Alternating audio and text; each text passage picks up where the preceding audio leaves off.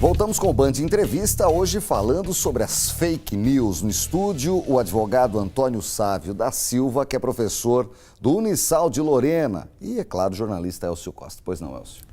Professor, é possível responsabilizar penalmente, com o nosso Código Penal, por exemplo, tem ferramentas para responsabilizar quem cria informação falsa e quem difunde informação falsa?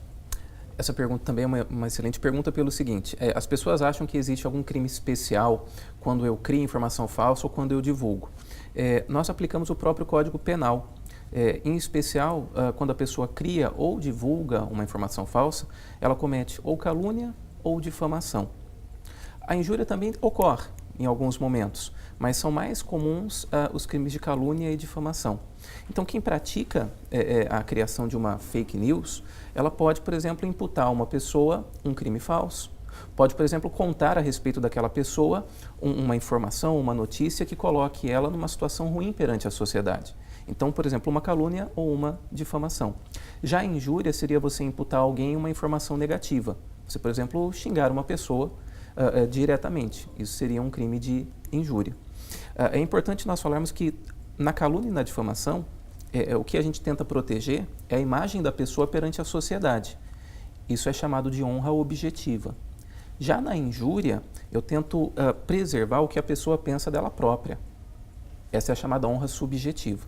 Agora, na criação de uma informação falsa, de uma fake news, existe essa responsabilidade. A pessoa que chega lá e olha, eu achei bacana isso aqui, compartilhei, ela também pode ser responsabilizada? Quem compartilha normalmente afeta a honra objetiva. Normalmente ela afronta aquilo que as outras pessoas pensam daquele sujeito. Quem compartilha incorre na mesma prática criminosa.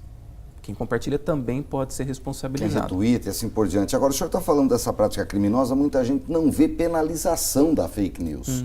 A gente vê alguns casos de específicos de uma pessoa que acabou sendo linchada virtualmente, né? E aí você vê até consequências, mas principalmente em casos de pessoas públicas, em casos de políticos, não se vê, parece que tudo é impune. É impune?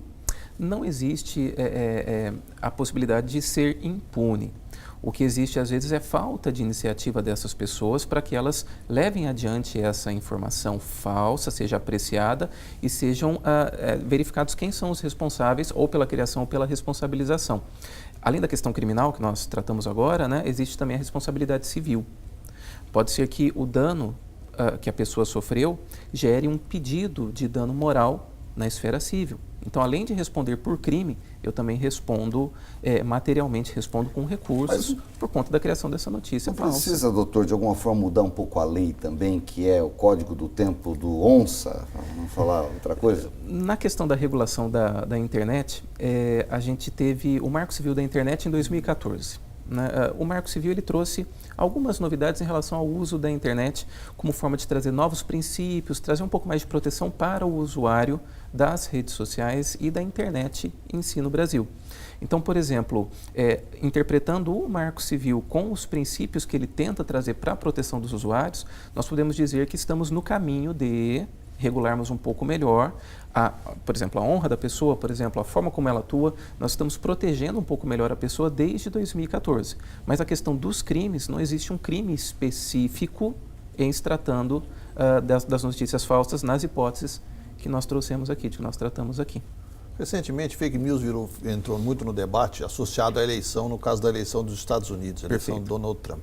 Nós vamos ter eleição esse ano no Brasil. Qual a sua expectativa dessa eleição, nesse universo, nesse cipoal de notícia falsa correndo por aqui, daqui para lá?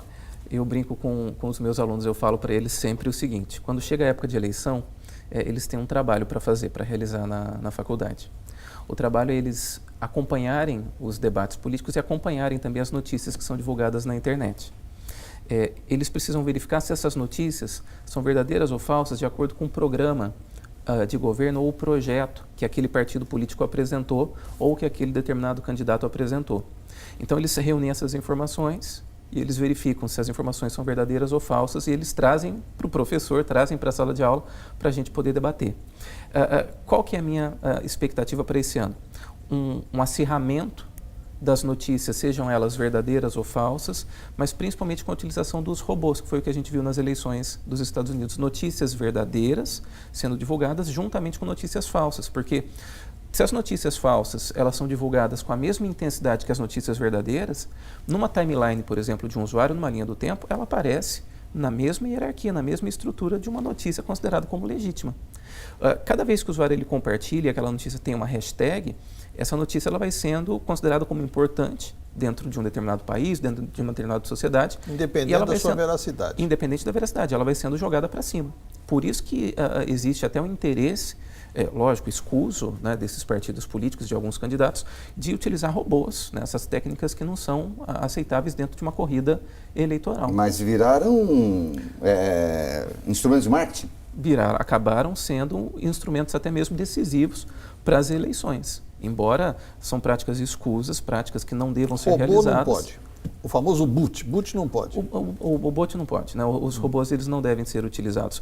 Até porque não existem não critérios. Não pode, assim, a pessoa é criminalizada por isso, de alguma forma? Sabe qual que é o problema dos robôs? É até um problema em relação à liberdade de expressão, pelo seguinte. Esses robôs eles criam perfis de usuários falsos na internet e perfis falsos que propagam informações. A gente entra aqui na discussão do direito constitucional em si. Todo cidadão brasileiro tem liberdade de expressão. Eu posso dar a minha opinião, eu posso falar o que eu penso a respeito de uma situação política, de uma gestão política, eu posso falar sobre isso, mas desde que essa opinião seja identificada. A Constituição ela veda o anonimato. E como esses perfis eles não existem, são perfis falsos, qual é a identificação que eu faço desses robôs que supostamente estariam exercendo uma suposta liberdade de expressão de um suposto sujeito, de um suposto cidadão brasileiro? Qual que seria a responsabilidade se, por exemplo, a notícia, ao invés de verídica, fosse falsa? Manda prender o robô. Então, essa questão ela acaba sendo uma questão muito séria, porque juridicamente a utilização dos robôs vai causar um prejuízo que eu tenho que medir no contexto se ele trouxe um benefício para um determinado partido político ou uma desvantagem. Esse é um assunto que a gente vai continuar daqui a pouquinho, depois do intervalo. O doutor Antônio Sófio com o Elcio Costa. A gente vai para mais uma parada no Band Entrevista. A gente volta em instantes, não sai daí.